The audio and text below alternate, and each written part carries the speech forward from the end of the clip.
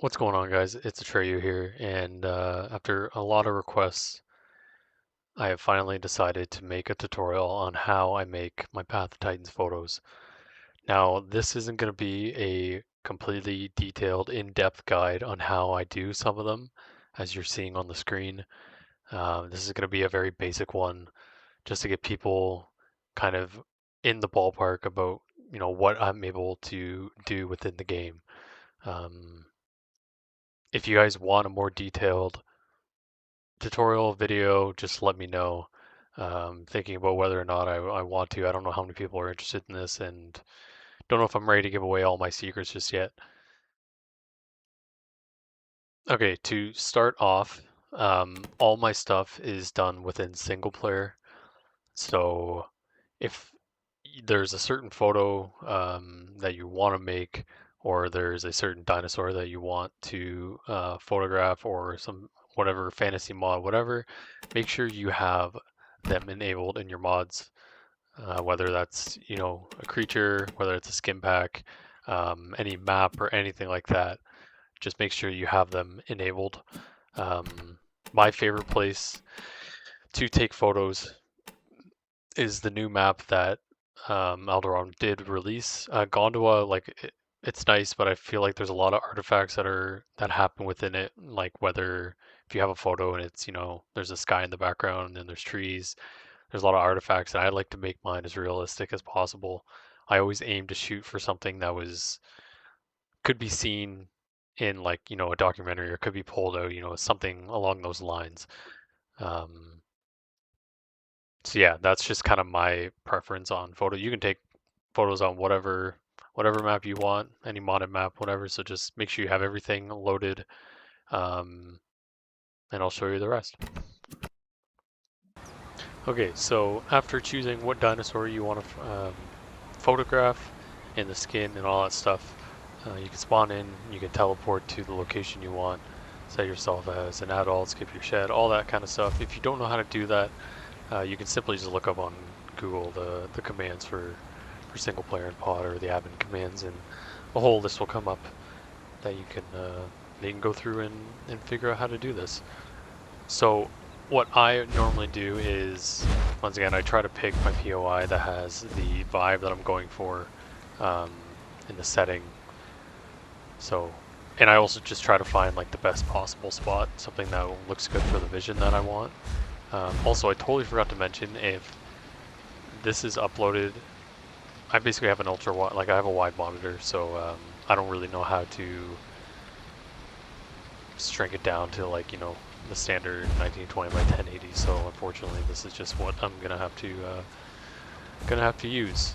So let's say I just wanted to photograph this Rex, just kind of walking through this path here. I would basically find my start location, and then I would basically hit record, and I would start doing the action that I want. If I wanted him roaring, I'd record and just basically start acting. This is your actor.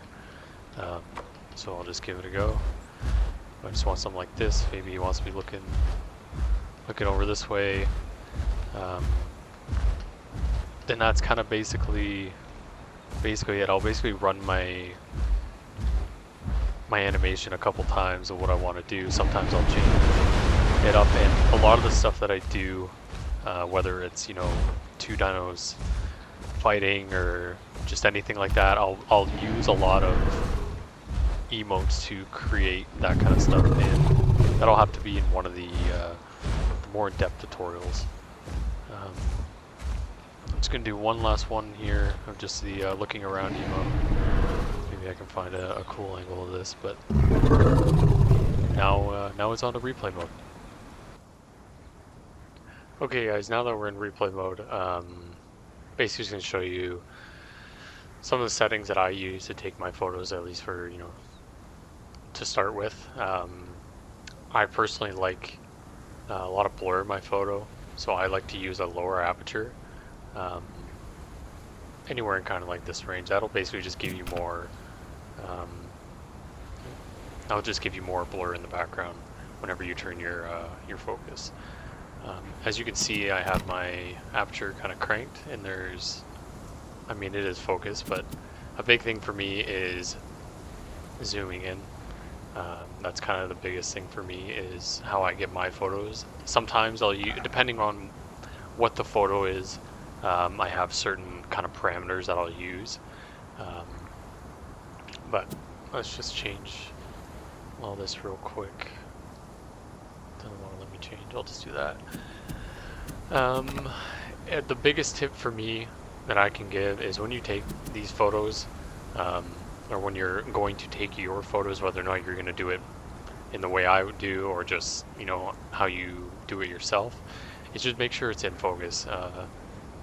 What I like to do is I'll set my focal distance kind of just all the way down. I'll crank up the sensor width, and I'll basically just slowly increase it until the focus point is on the eye, because that's what you're focusing on, is that eye and the head of it. Um, there'll be some points that you'll be like extremely close to the face, and maybe you won't be able to get the exact point of the eye. Just get it as close as you can.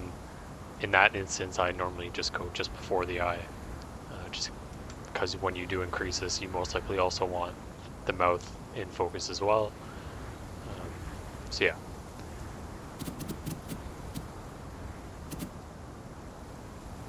So after getting your focus dialed in, all you have to do is just crank the sensor width back until you're quite happy with how it looks.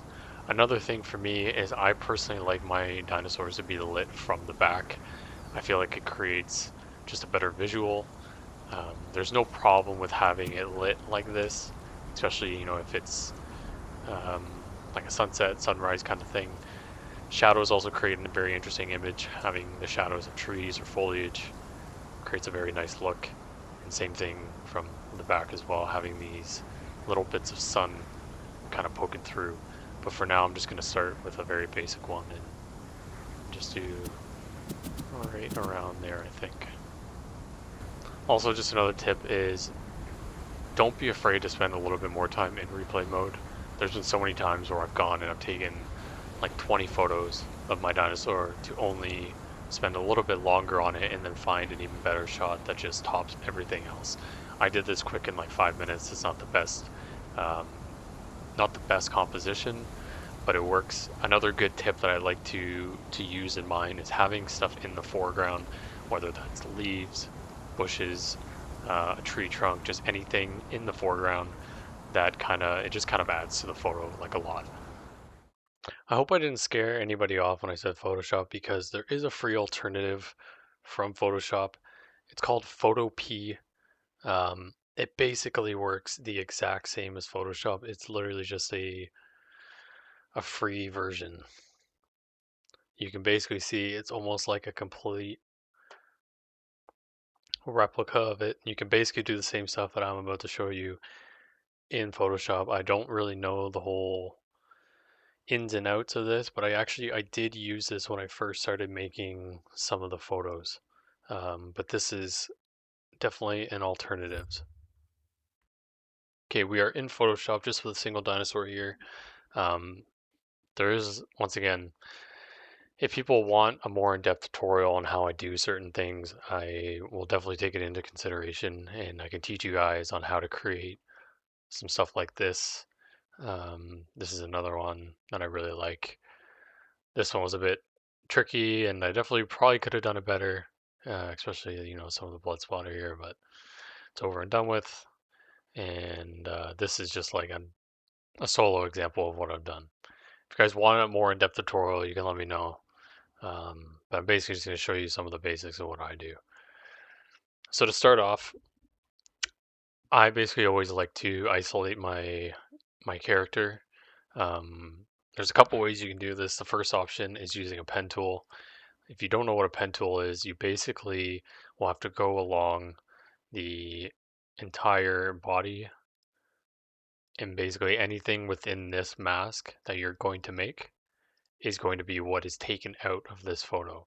So say for example, you use a pen tool, you pen tool all the whole entire animal, you right click, you do make selection, make sure the feather radius is on 0, and then if you hit control or command, I believe, on Apple, in J, that'll basically just make a duplicate of what you had selected. So that's the first option. Second option is if you hit on your layer here, if you hit Controller Command and J, it'll make a duplicate. And what you can do is use an eraser and basically start erasing all along your dinosaur here. And you can basically do that for the whole thing. I started doing that for a while, and it definitely is a lengthy process, but it works. But the other way that I like to do, which is not going to be as precise as what I just showed you, the pen tool or even the brush, is if you go up here. I don't know if you'll have this in Photopea, um, but you do have it in Photoshop. If you go to Object Selection Tool and you basically hold left click and drag and select, make sure your dinosaur is in the frame, it'll basically cut out most of the dinosaurs. Sometimes it's a bit finicky, other times it's not. But basically, I'm just going to remove all this because I don't want that. And I'm just going to add in this because his leg is there. But yeah, so once you got your area selected, you hit Controller Command J, and there you go. You have a soloed out dinosaur. Now from here, what I like to do is I like to create dust and mist and all this kind of stuff, like a lot of atmospheric stuff. So what that basically entails is just creating a new layer. I'm going to do the background first, and I like to hold Alt and basically select the color of the terrain just so it matches. And you can use this as 100% up here for the flow. It's just going to be very, very intense. I mean, that might be what you're going for, whether it's in, a sandy area or like, the desert kind of thing.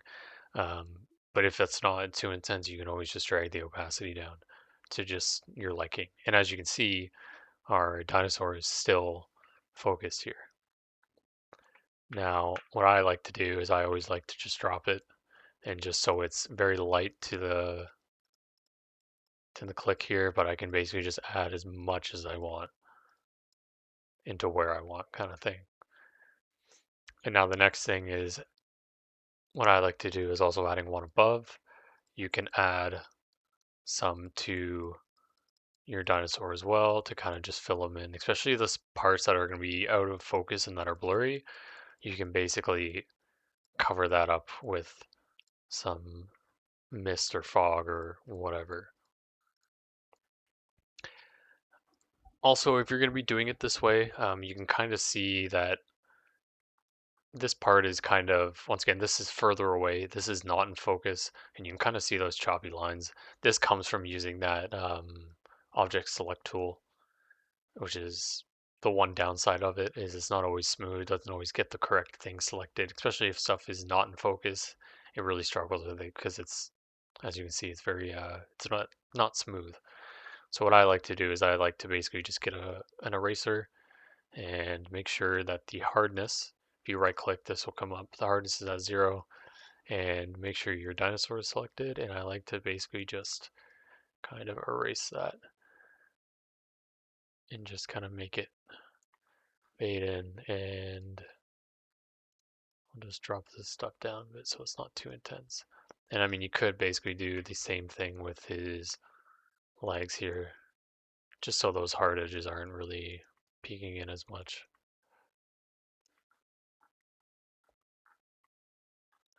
Okay, so the next step that I like to do is I like to add God rays, light rays, sun rays, whatever you want to call them. Basically, just shows like the direction of light coming from the sun onto our dinosaur here. So if you go to this one, it might be on the selection tool brush or lasso. If you go to this and hold left click, it'll bring up this little menu here. Select this, and basically what this is if you right or if you left click, it'll create one point. If you left click again, it'll create another point, and so on and so forth. So what I like to do is I like to see which way the sun is coming, and I basically will make this kind of God ray like so. basically you have that selected. What you want to do is make a new layer. Come over to the gradient tab. Actually, sorry, before you go there, make sure that this is going to be your primary color, whatever the sun color is. So if it's like sunset, you can make it a bit of an orange tone, like so. But since it's the middle of the day, I'm just going to make it white. Go over to the gradient, basics, and this one right here. It's going to be the foreground to transparency, and this should be the color there. If not, you can double click it and change it in there. And then all we do is, well, from the direction the sun's coming, left click and drag, and you might have to hit Control Z and just find the perfect spot and the perfect amount that you want. That's too much. That's too little. Sure, we'll roll with that. And then we're just gonna hit Control D to deselect that. Now that looks like crap and it's very harsh. So if we go up to Filter and Blur, Gaussian Blur, basically you can blur it as much as you want. And then also you can drop the opacity to your liking. And you can kind of move this around, whether or not you want it in front of the fog that you have or behind it. Totally up to you. You can even have it in front of your dinosaur there. But that's kind of how I do that part. And another trick I will show you that I like to do is don't you just duplicate it once, move it above your dinosaur here. If you hold Alt and you hover below, just below this, in between them, you should see that little icon there, and you left click. It'll create a layer mask that is only on what is below it. So it's only on our dinosaur, and I like to take a brush and basically erase all the parts that aren't getting affected by the sunlight and all of this stuff. And basically that just creates a nice little haze effect just on top of him. And you can, once again, you can play around with how little or how much you want that to show through.